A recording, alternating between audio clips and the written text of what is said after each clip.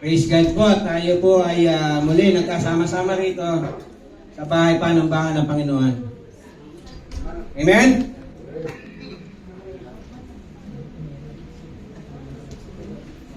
So, bago po tayo magsimula, nais ko pong i-welcome ang ating mga VIP. Amen? So, we would like to welcome Chris Padua. Amen. Welcome po. Si Sister Emily Dares. Emily Dares and Maria Jerlyn Magbanwa. Welcome po. Si Angelica Camian. And si Ejen Carr.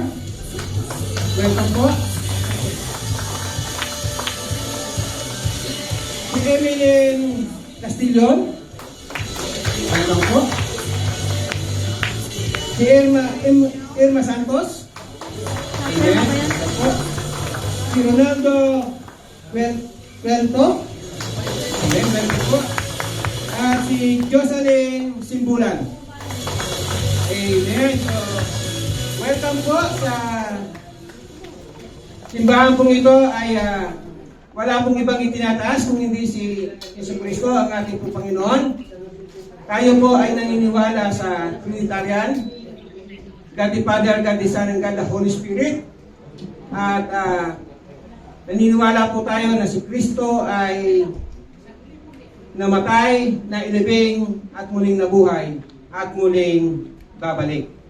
Amen po. So, sabay-sabay po natin i-welcome ang ating mga VIP.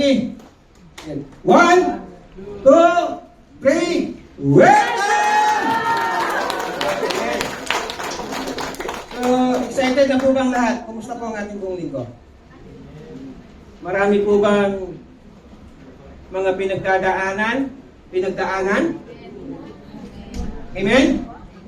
So, ngayong gabi pong ito ay makikita po natin kung paano po natin napagtatagumpayan ang buhay dito sa mundong ito na kasama ang ating Panginoon. Amen? So, ang ating pong team ay overcomer.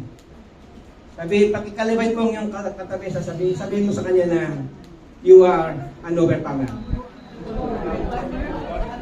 Amen? So, ang ating pong passage ay magmumula po sa aklat ng Mateo. Can you please stand to give reverence to the Word of God? Amen po? Matthew chapter 14, verses 22 to 33. Amen? At meron pa po tayong isang VIP rito na si Gina Belmonte. Amen. Welcome po. So let us read the Word of God. Verse 22 it says, immediately he made the disciple get into the boat and go before him to the other side, while he dismissed the crowds. And after he had dismissed the crowds, he went up on the mountain by himself to pray. When evening came, he was there alone. But the boat by this time was a long way from the land, beaten by the waves, for the wind was against them. And in the fourth watch of the night, he came to them walking on the sea. But when the disciples saw him walking on the sea, they were terrified. Natakot po ang mga disipulo. And said, it is a ghost. And they cried out in fear. But immediately Jesus spoke to them, saying, take heart. Amen. It is I, do not be afraid. And Peter answered him, Lord, if it is you, command me to come to you on the water. He said, come. So Peter got out of the boat and walked onto the water and came to Jesus. But then he saw the wind. He was afraid and beginning to sink. he cried out, "Lord, save me." Jesus immediately reached out his hand and took hold of him, saying to him, "O you of little faith, why did you doubt?" And when they got into the boat, the wind ceased. And those in the boat worshiped him and saying, "Truly, you are the Son of God." Amen. Let us pray. Hallelujah, hallelujah, hallelujah. Dakilang Diyos, banal at makapangyarihan sa lahat. Tunay nga po, Panginoon, na Ikaw ang Diyos na walang kaparang. Ikaw ang nag-iisang Diyos. Ikaw ang Diyos na buhay.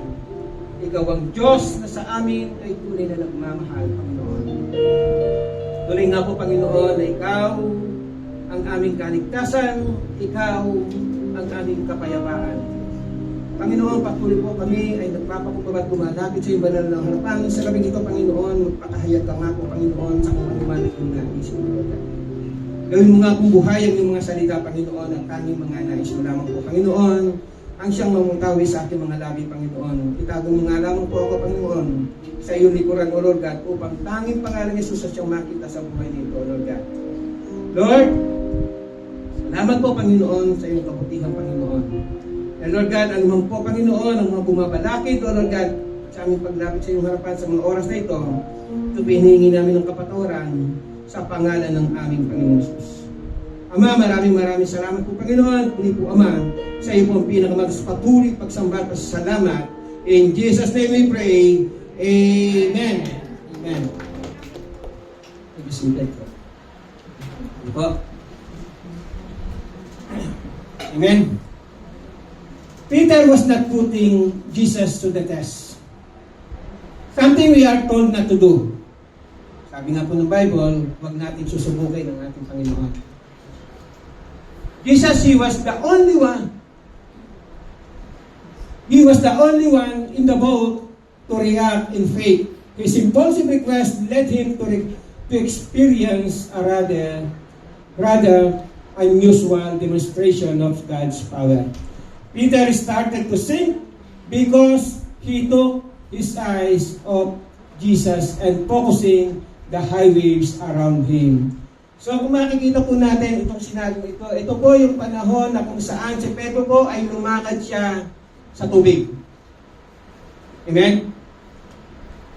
Nang si Pedro po ay tinawag ng Panginoon sa kalagitnaan ng mga alon at siya lumakad sa tubig. Bagamat natakot sila, ngunit sabi nga ni Pedro, kung ikaw yung Panginoon, sabihin mo nga ako'y lalapit sa iyo at ako ay makakalapit. Amen? Kaya nga po sabi ng Panginoon, come. Dahil nga lang po, nang naglalakad na si Pedro sa tubig, nawala po ang focus niya kay Kristo. Ang naging focus po niya ay sa lakas ng mga alon. His faith wavered when he realized what he was doing. We may not walk on the water, but we walk through the situation.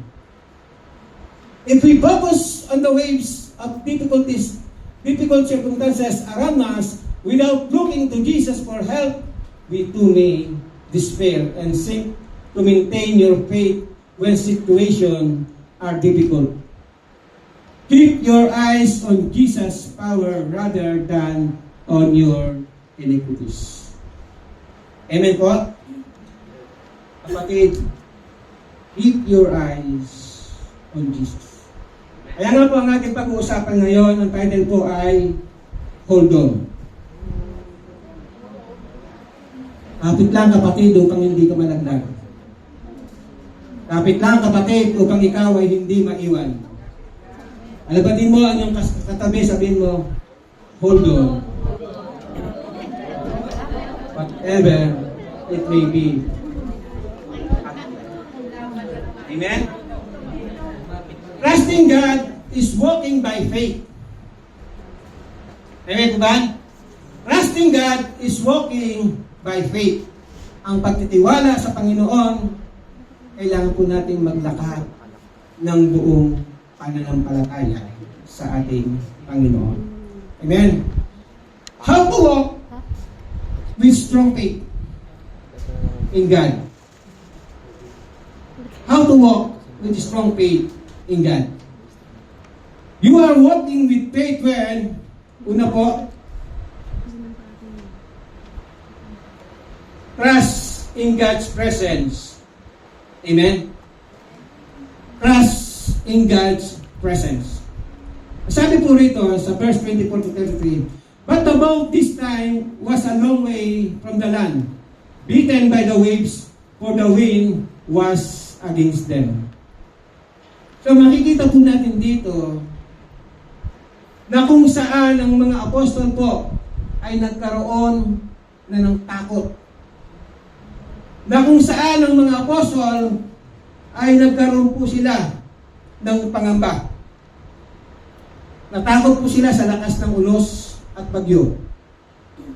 It might be, kapatid, ikaw na nakaupo dyan ay may alon din dinaranasan sa buhay. Amen? And in the fourth watch of the night, he came to them walking on the sea.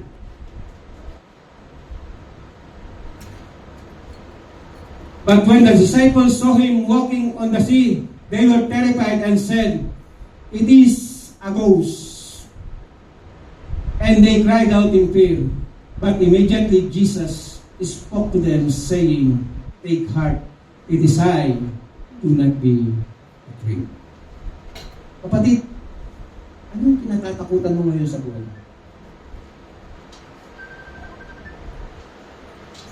Anong alon meron ka sa buhay mo ngayon? Anong dinaranas mo ngayon sa buhay mo ngayon? Amen? Sabi nga kapatid, trust in God's presence.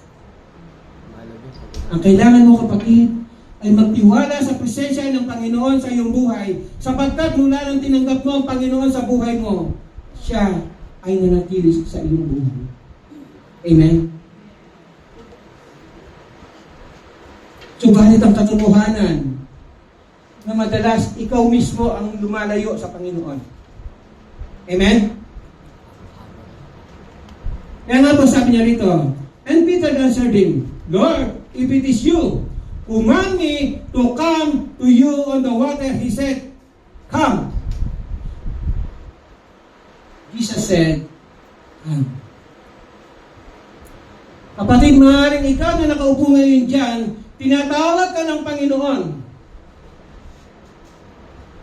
Ang sinasabi niya sa iyo, "Anak, come." Kaya lang ayaw mong humakbang. Ayaw mong lumabas sa iyong bangka. Tandaan mo kapatid, unless na lumabas ka sa iyong bangka, hindi mo mararanasan ang presensya ng Panginoon. Amen? Unless na hindi mo hakbangan kung anong sitwasyon meron ka ngayon, kapatid, hindi mo mararanasan ang presensya ng Panginoon. Ang kailangan mo ng kapatid ay lumakad ng may pagtitiwala sa Panginoon. No matter what, kung anuman ang iyong pinagdaraanan. Kaya nga po sabi niya, but when he saw the wind, he was afraid and beginning to sink. He cried out, "Lord, save me."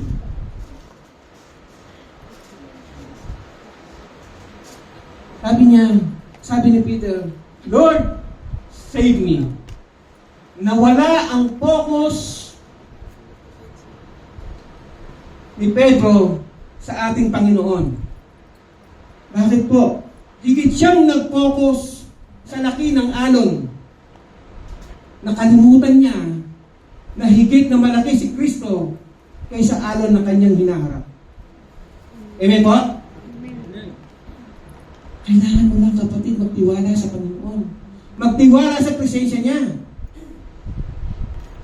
Kailangan mo lang kapatid ang magkaroon ka ng focus sa ating Panginoon. Nasabihin mo sa Kanya, "Lord, ito ang dinaranas ko ngayon." Amen? Wala pong hindi kayang ibigay sa atin ng Panginoon. wala pong hindi kayang ayusin o baguhin ng Panginoon sa buhay mo kung iyan ay isusuko mo sa Kanya. Amen? Kailangan mo lang, kapatid, humakbang ka. Hakbangan mo, kapatid. Hakbangan mo ang iyong sitwasyon ngayon. Amen? Ang sabi po rito, sa 2 Timothy chapter 1, verse 7, For God gave us a spirit not of fear, but of power and love and self-control. And then mga kapatid, mula nang tinanggap mo si Kristo sa buhay mo, nagkaroon ka na ng authority. Authority to overcome the circumstances, whatever it is. Bakit? Ang sabi ng Panginoon, For there is no weapon shall prosper against you. Dahil ang lahat ay napagtagumpayan ng ating Panginoong Yesus sa krus ng Kalbaryo. Tandaan mo, kapatid, as being a sons and daughters of Jesus, of God, we are fighting out of victory. Because Jesus Christ have won the victory at the cross of Calvary 2,000 years ago. Amen? Kaya kapatid, huwag kang manlumo sa kung ano sitwasyon meron ka ngayon. Don't focus on your situation. Tandaan mo, kapatid, ang lahat ng naririto sa mundong ito ay pansamantala. Meron ka man dinaraanan ngayon, dati sa temporal. Matatapos at matatapos yan.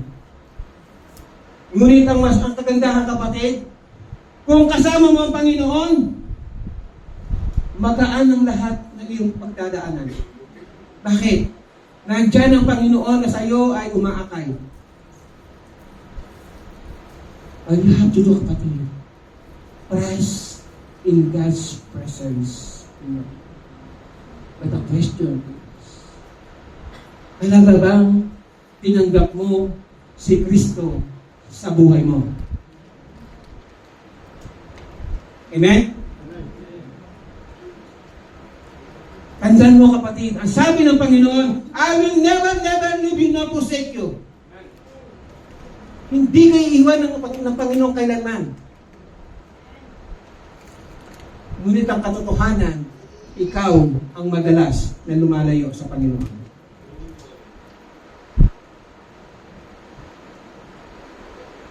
At kapag dumating na siya, kapag dumating ka na doon, sa punto na hindi mo na kaya, at saka kabagan sa Panginoon ila. Kapatid, tandaan mo, kailanman ay hindi ka iniwan ng Panginoon. Kaya nga, ang sabi ng Panginoon sa Deuteronomy chapter 31 verse 6, Be strong and courageous. Do not be afraid or terrified because of them. For the Lord your God goes with you. For the Lord your God goes with you. Ulitin ko, kapatid. For the Lord your God goes with you. Kapatid, tandaan mo, pangako ng Panginoon yan. Amen? That is a promise of God. Sa lahat na sa Kanya ay nagtitiwala. He will never leave you nor forsake you. Hindi kayo iwan ng Panginoon. Tandaan mo yan, kapatid. Amen? Kaya na, kapatid, kailangan natin mag-realize. Acknowledge the presence. Amen? Kapatid, maaaring sa mga oras na ito, ang sinasabi ng Panginoon sa iyo, Come! Come! Come and walk! Kasi Kasi kapag hindi ka lumakad at kapag hindi mo inakbangan ng buhay, hindi mo mararanasan ang presensya ng ating Panginoon. Hindi mo mararanasan ang makapangyarihang kamay ng ating Panginoon. Amen? Kaya nga sabi niya, take courage. Napansin niyo si Peter? Napansin niyo mga apostol? Nung una nilang nakita si Kristo sa tubig, ano sabi nila? It's a ghost. Tama? It's a ghost. Pero sabi ng Panginoon, it is I. Don't be afraid. Kapatid, ang kailangan mo lang ay ma-identify mo kung sino yung tumatawag sa iyo. Baka ibang presensya ang nasa iyo. Amen? Baka ibang presensya ang iyong nilalakaran. Ibang presensya ang iyong nakikita. Kailangan, kapatid, alam din natin kung sino tumatawag sa atin. Kaya sabi ng Panginoon, it is do not be afraid. Ang problema, kapatid, kung hindi mo man lang kinakausap ang Panginoon, paano mo siya makikilala? Tama? Ang problema, kung hindi mo binibigyan ng oras ang Panginoon, hindi ka nakikipag-usap sa Kanya, hindi mo nga nabubuklat ang iyong Biblia, hindi ka nga nakakapanalangin, wala kang oras nakatagpuin ng Panginoon. Do you think makikilala mo siya? Kung ang paningin mo ay nakatabon sa kapal ng alon sa buhay. Tama? Amen? Kaya para makilala mo ang Panginoon, kailangan magkaroon ka ng oras para sa Kanya. Pati, kumusta ang iyong buhay pananalangin? Kumusta ang iyong devotion? Are you still doing your devotion? Meron ka ba bang oras na pakikipag-appointment sa Panginoon? Amen? Kapatid, you are walking with faith when trusting God's presence. Kaya kalabitin mo ang katabi mo. Sabihin mo, trust in God's presence. Amen? Huwag mong tignan ang ngalan ng buhay mo. Focus on Jesus. Amen? You are walking with faith when divine protection from God. Tandaan mo, kapatid, mula nung tinanggap mo ang Panginoon, you have been protected. Amen? Kaya nga sabi po ng verse 31 to 33, Jesus immediately reached out his hand and took hold of him, saying to him, O you of little faith, why did you doubt? O you of little faith, why did you doubt?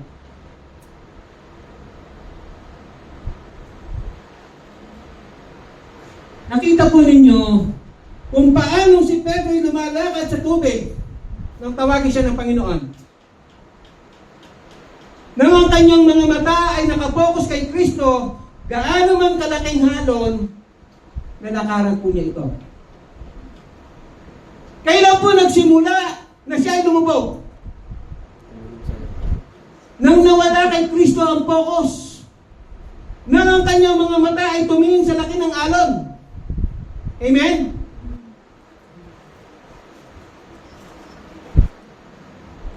Kaya lang, kapatid, alam niyo ba mga Kristiyano ngayon, masaklap yung minsan ang nagpapalayo mismo sa kanila sa Panginoon ay yung mismong blessing na nagmumula sa Panginoon. Do you agree? Amen? Kasi akala nila, dahil sa kanilang mga kakayahan, kaya meron sila kung anong meron sila. Nang binlas ng Panginoon, ng pinansyal, nang binlas ng Panginoon sa trabaho, lalo siyang nawala sa Panginoon. Amen? Instead na siya ay magpasalamat, bumalik sa Panginoon, anong nangyari? Nawala siya sa presensya ng Panginoon. At ang iba naman, nawawala dahil sa alon ng buhay.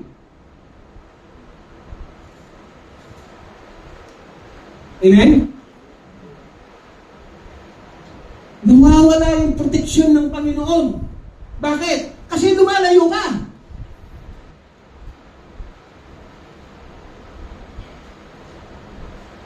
Kapatid, walking with faith in Christ Jesus, meaning to say, na kinikilala mo ang Panginoon, tinitignan mo kung ano ang nais niya sa buhay mo. Amen?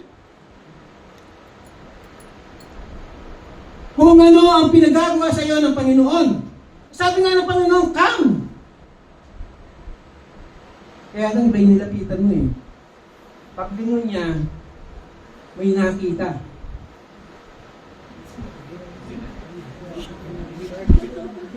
Paglingon niya sa kaliwa, may nakita, sabay sipol. Kala ko shark eh. Tama? Paglingon niya sa kanan, may nakita siya, kumikinang. Uy.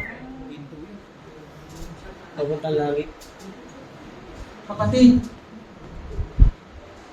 ang paglakad sa presensya ng Panginoon ay tumingin ng diretso. Do not look to the right, do not look to the left. Rather, focus on Jesus Christ so that you can enjoy the salvation. You can enjoy the Christian life here in the earth. Kasi ang gusto ng Panginoon, dito pa lamang ay maranasan na natin ang joy of salvation, ang kagalakan ng buhay. Amen?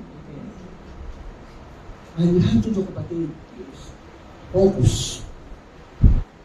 Kaya nga dito, sabi niya sa verse 32, and when they got into the boat, the wind ceased.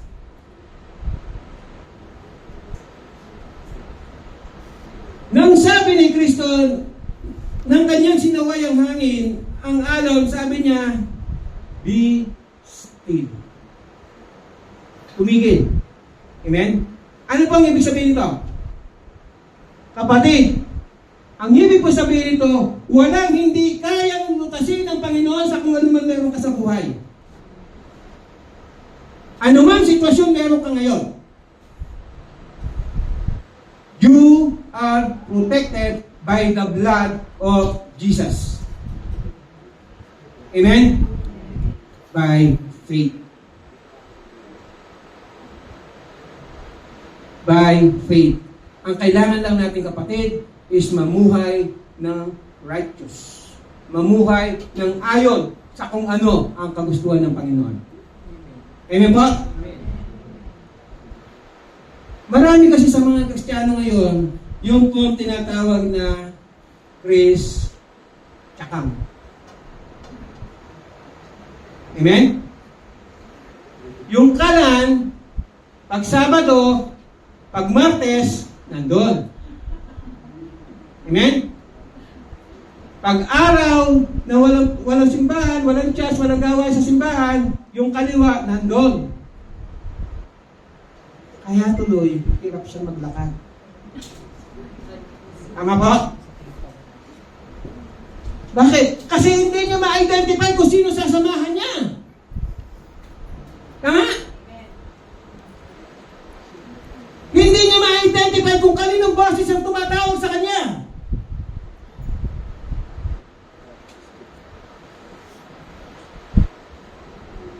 Alam niya, yung sinasabi niya ganito, save naman na ako eh. Okay na. I'm saved, tinanggap ko naman si Kristo. Yes, you are saved.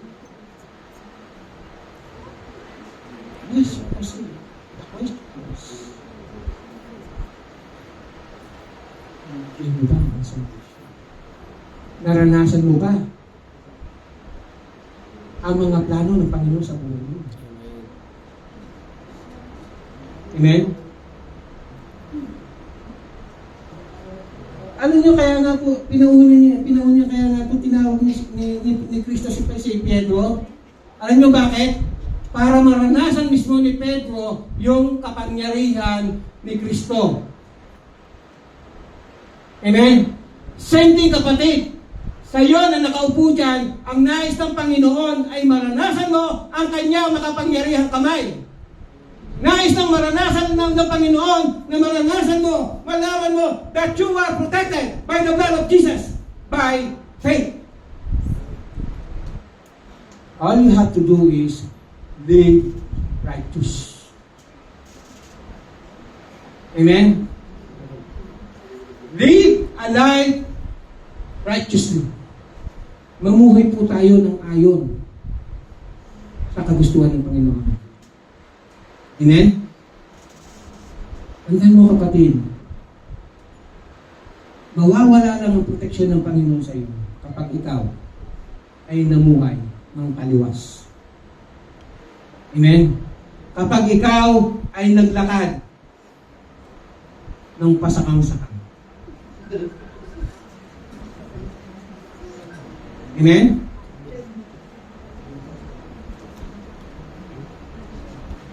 Kaya nga po sabi niya rito sa Isaiah chapter 41 verse 10, so do not fear, for I am with you. Do not be dismayed, for I am your God. I will strengthen you and help you. I will uphold you with my righteous right hand. Di po ba napakaganda pa na ako nito? Yung pangsabi ng Panginoon? Huwag kang matakot. Sapagkat ako'y kasama mo. Huwag kang mangamba. Sapagkat ako ang iyong Diyos na makapangyarihan. At ako ang magbibigay sa iyo ng ibayong kalakasan. At ako ang tutulong sa iyo. I will uphold you with my righteous right hand. Kapatid, ang kanang kamay ng Panginoon ang siyang sa iyo ay mag-aangat, magtataas sa kung anuman ang iyong pinalalaban. All you have to do is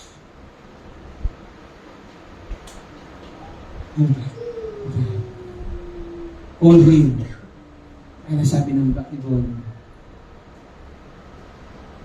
ang sino man daw sa kanya tumatawa ay kanya ibigay. Amen? Kailangan po natin, kapatid, ay ang bumalik sa Kanya. Kung ikaw man ay panandali ang lumayo. Kung ikaw man ay nanlumo, kapatid, go back to the presence of God. Amen? Sabi po ng Isaiah chapter 43 verse 2, when you pass through the waters, I will be with you. And when you pass through the rivers, they will not sweep over you. When you walk through the fire, you will not be burned. The flames will not set you ablaze. The fire will not set you ablaze. Kapatid. Sabi ng Panginoon, lumakad ka man sa tubig, lumakad ka man sa ilog, hindi ka lulubog dahil ang Panginoon ang sa iyo ay mag-iingat. Amen? Going to the rivers of difficulty will either cause you to drown or force you to grow stronger. Ang dinaranas mo, kapatid, dalawang bagay yan. It's either ikaw ay magiging mas malakas, mas malaki, mas lalaki ang iyong pananampalataya, o ikaw ay mawawala. Kaya nga sabi niya, going through the rivers of difficulty either cause you to drown or force you to grow stronger. Amen po? Kasi kung mula dyan sa iyong kinalala dyan, kung mula sa mga difficult na yan, kapatid, titindig ka sa iyong pananampalataya. Lalakas ang iyong spiritual. Amen? It is your choice, kapatid. Kung ano o kung saan ka dadalhin ng iyong sitwasyon ngayon. It is your choice. It's either mawala ka sa proteksyon ng Panginoon o lalo ka magsumiksik sa Panginoon. Alam mo, kapatid, dapat nga kapag tayo ay dumaranas ng mga pagsubok sa buhay, lalo tayo nagsusumiksik sa Panginoon. Dapat nga kung kailan tayo bagsak na bagsak, doon tayo lalong lalapit sa Panginoon. Amen? Hindi yung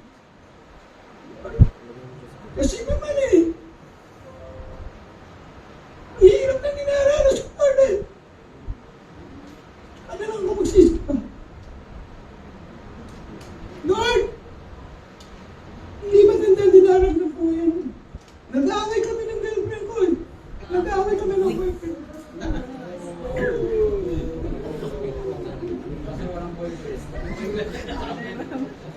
Tama? Sana all. Dapat lalo kang nagsusumiksik sa Panginoon. Amen?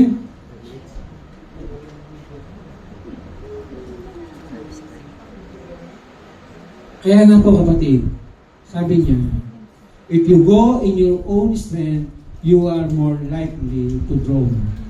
If you invite the Lord to go with you, He will protect you.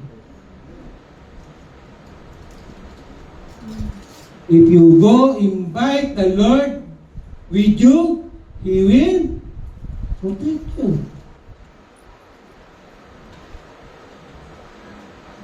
Kapatid, tawagin mo, Panginoon. Anyayain mo siya, Lord, anak mo ako. Ikaw ang bahala sa dinaranas kong ito. Kung may mga pangangailangan ka, Lord, ang sabi mo sa akin, and I will bless you according to the riches and glory of my Father in heaven in Christ Jesus. And I will open the floodgates of heaven so that I will pour out blessing upon blessing. So that there is no room enough to restore it. Amen? Amen. Kaya ang kailangan mo lang magsumiksik. Sabihin mo sa Kanya, ang problema, kung hindi mo siya kinakausap, ang problema, kung hindi mo alam kung anong pangako meron ng Panginoon sa'yo, wala kang pangahawakan. Tama? Lord, hindi ko kasi narinig kung ano sinabi mo nun eh. Kasi nung tinatawag mo ako, Lord, nagchat ako. Kasi nung tinatawag mo ako, Lord, busy ako. Tama? Walang oras sa Panginoon eh. Kapatid, have time. Make an appointment to God. Amen? So that you will experience His divine protection in your life. Amen? Kasi nandyan na nga yung instruction niya, hindi mo pa rin sinusunod eh. Nandyan na nga yung manual ng buhay, hindi mo pa rin sinusunod eh. Tama? Anong manual ng buhay natin?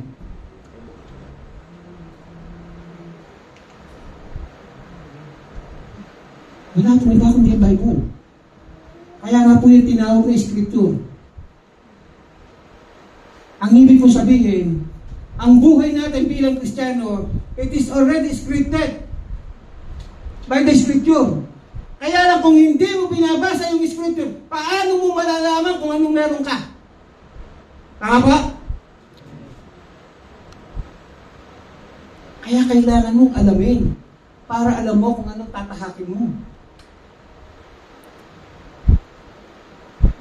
Kaya nga kapatid, have time to communicate with God.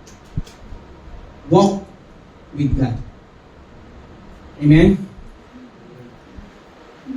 Malapit na po tayong tapos. At ang pangatlo po, sabi po rito, you are walking with faith when, una, trust in God's presence. Pangalawa, divine protection from God. At ang pangatlo po, embrace God's presence. Di ba, ang sarap pagka ang kayakap mo ay mahal mo sa buhay. Tama po? Kapag kayo naglalakad ka sa daan, nagkaakbay mo ang pinakamamahal mo, ano ang nararamdaman mo?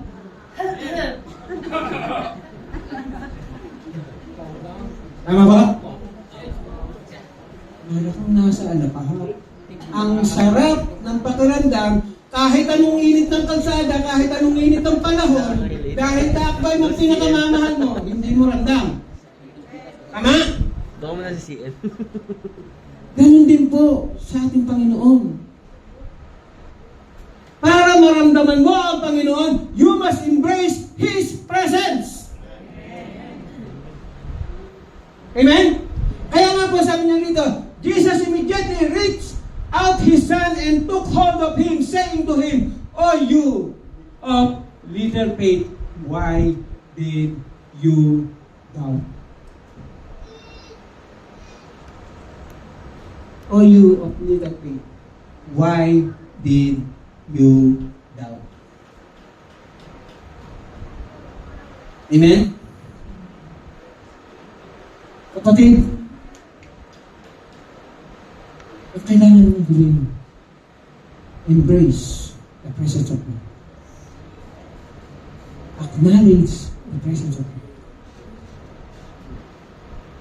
Huwag kang magpapabuli sa kalaban. Huwag kang magpapabuli kay tanim.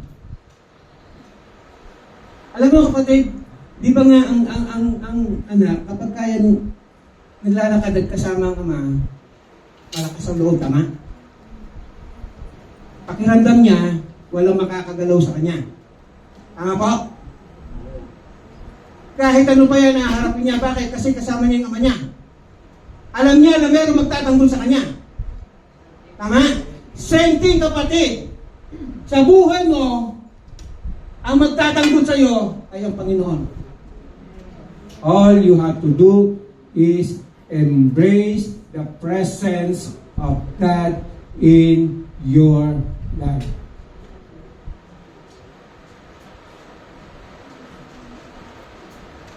Gaano man kalamig ang panahon sa buhay mo, kapag ikaw ay inakap ng Panginoon, makakaramdam ka ng init ng pagmamahal. Tama? Kapatid, walking in the presence of God is to embrace His presence. In Romans chapter 8, verse 35 to 39, it says, "Who shall separate us from the love of Christ? Shall trouble, or hardship, or persecution, or famine, or nakedness, or danger, or sword? As it is written, for your sake we face death, all day long we are considered as sheep to be slaughtered." Yung pala yung kapatid. You are considered as sheep to be slaughtered. Amen? Ibig sabihin, kapatid, kung dinaranas mo yan dahil sa iyong pagsunod sa Panginoon, praise God! Bakit? Kasi dumaranas ka ng ganyan sa buhay dahil sa iyong pagsunod sa Panginoon. Tama? Dinaranas mo yan dahil sa pagmamahal mo sa Panginoon. Di ba nga, kapag ka mahal mo ang isang tao, kapag ka may nang api sa kanya, anong gagawin mo? Hahayaan mo bang masaktan ang iyong minamahal? Tama? Kapag mahal mo ang isang tao, kahit anong mangyari, hindi mo yan hahayaan masaktan. Kapatid, same thing ganun sa Panginoon. Dahil mahal ka ng Panginoon, hindi ka niya hayaang masaktan. Ang kailangan mo lang is embrace His presence in your life.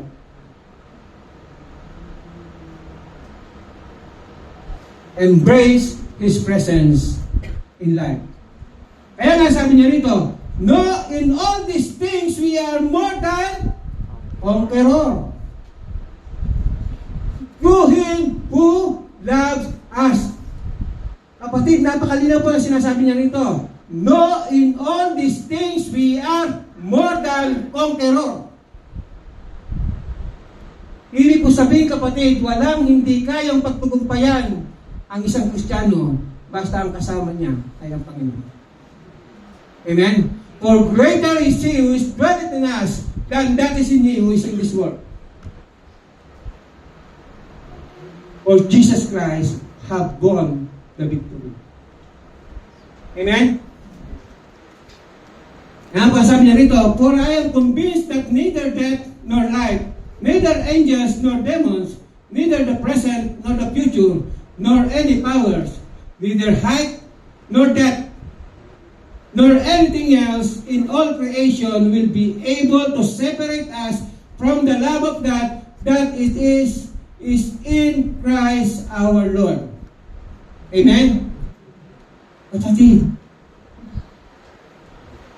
wala pong kahit anuman ng maaaring makapagpahiwalay sa iyo sa presensya ng Panginoon. Wala po, tandaan po ninyo, we are the sons and daughters of Christ. We are the sons and daughters of God. We are the co-heirs of Christ. Amen? Therefore, Jesus Christ won the victory at the cross of Calvary 2,000 years ago. We won the victory same. Amen? Wala po tayong hindi kayang pagtagumpayan. Ang kailangan lang po natin gawin is, ano po? Walk.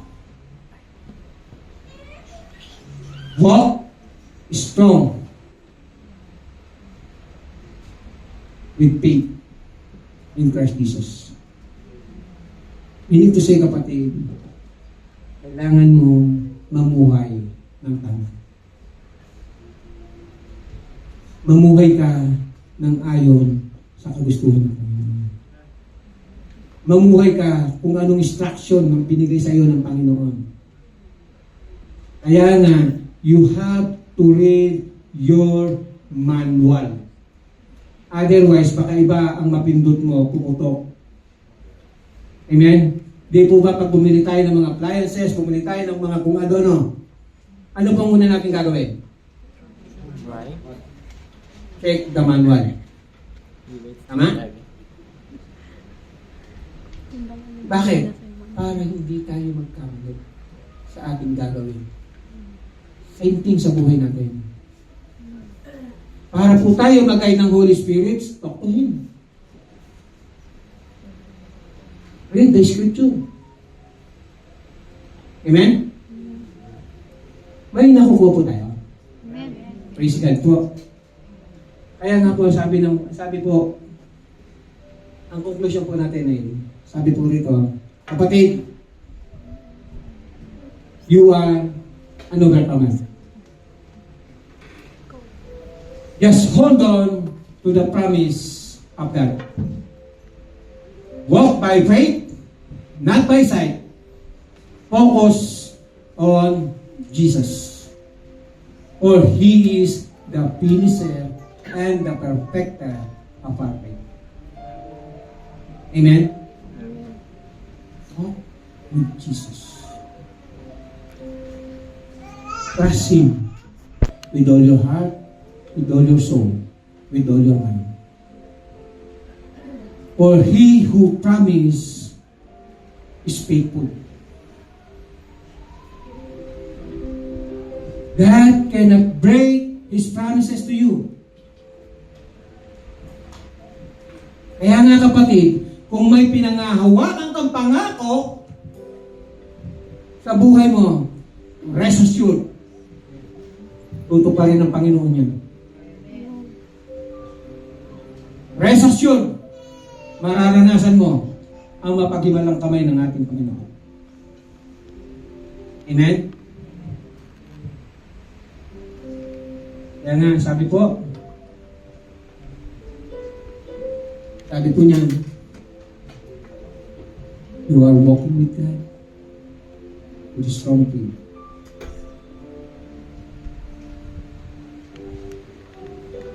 Amen? Praise God.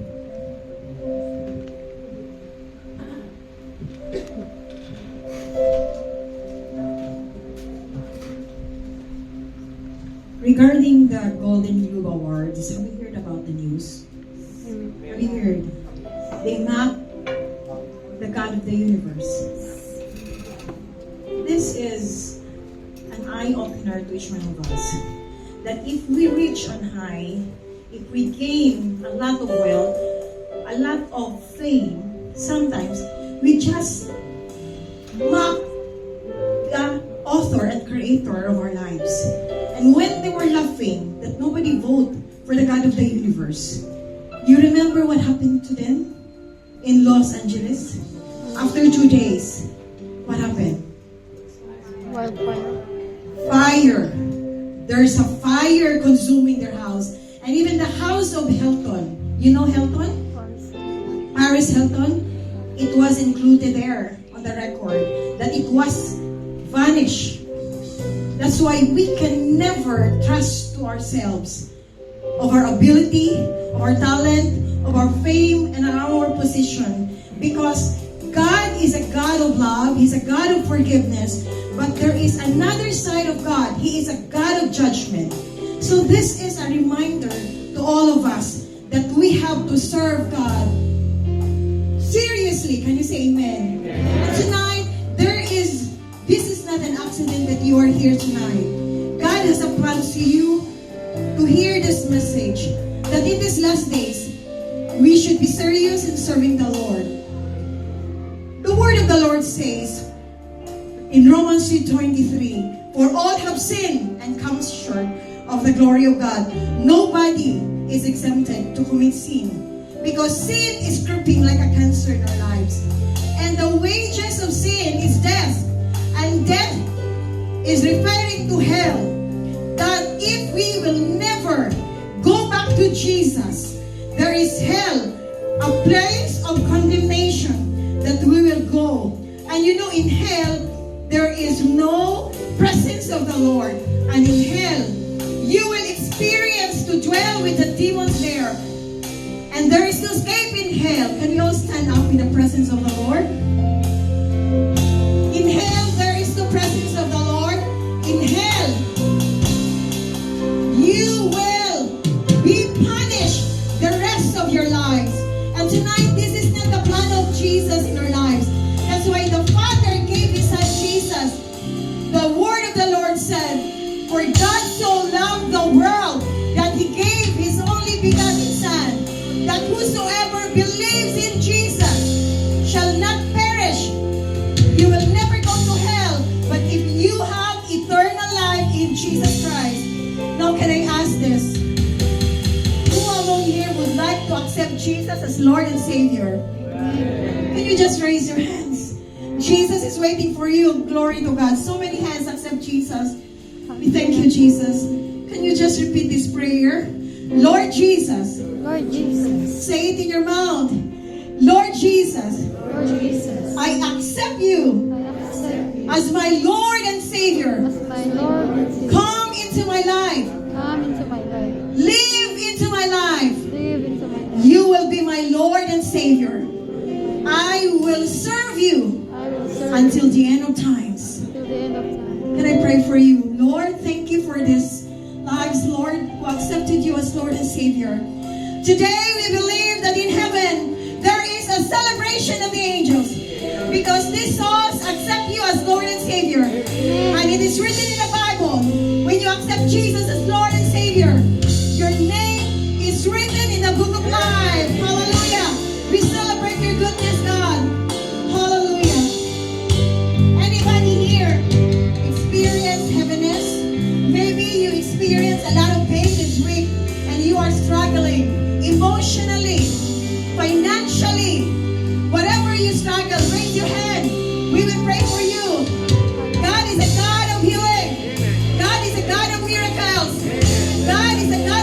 chance. God is a God of forgiveness. Anybody will come to Jesus, He will give a second chance and He will repair your life. Hallelujah. I pray for these people, Lord, who is experiencing a lot of pain, a lot of struggles. Restore their lives in Jesus' name. Lord, heal them in Jesus' name. Can you just come here in front and we can pray for you? Come here. Come here in front, sister. I want to pray for you. You were just crying and hallelujah. What is your name? Lord, I pray for LB right now.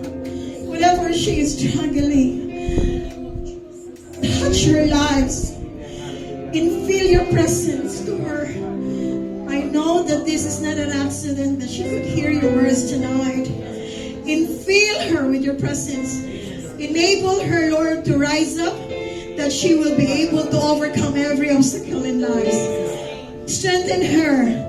Heal her in Jesus' name.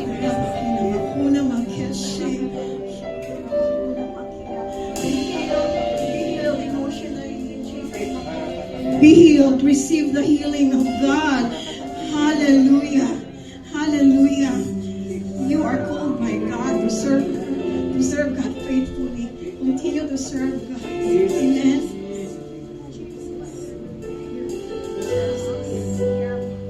We pray for Sister, my Lord. Whatever she's struggling right now, heal her in Jesus' name.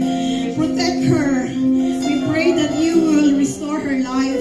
And whatever nawala sa buhay niya, Lord, ibabalik mo in Jesus' name. You lost something, sister. You lost something in your life. But tonight, there's a message of God.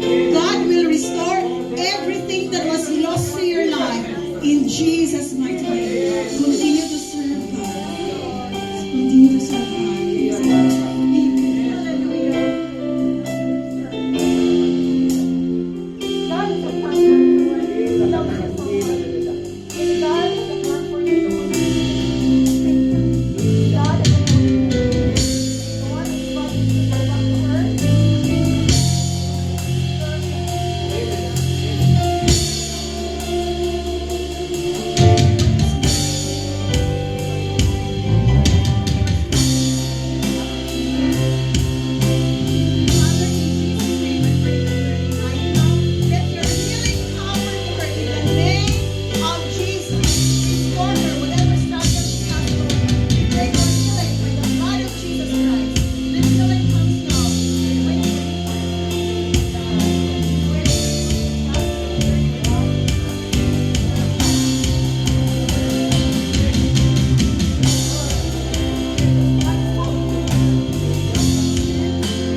Would you like to continue to serve God?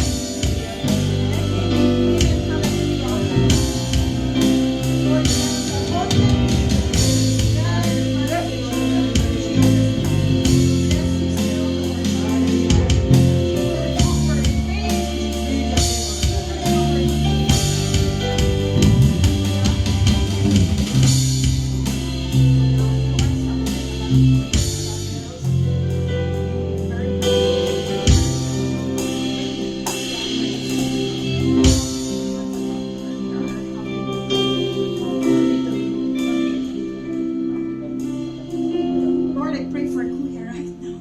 You will have divine intervention in In this family. Jesus' name.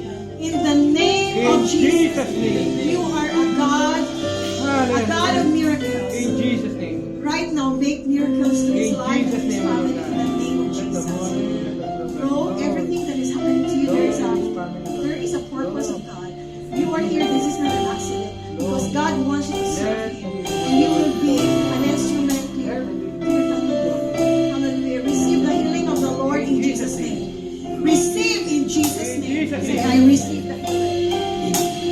Hallelujah. Lord, we pray for you, Lord.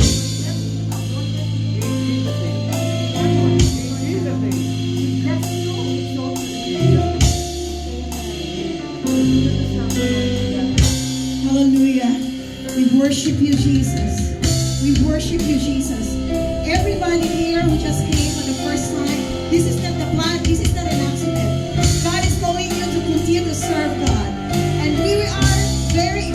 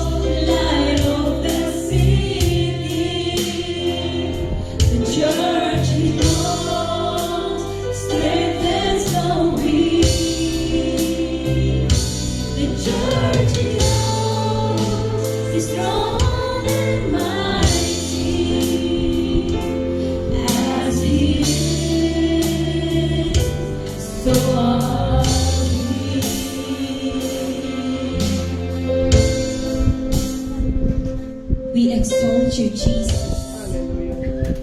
You are the God that we know, Lord, that is righteous and holy.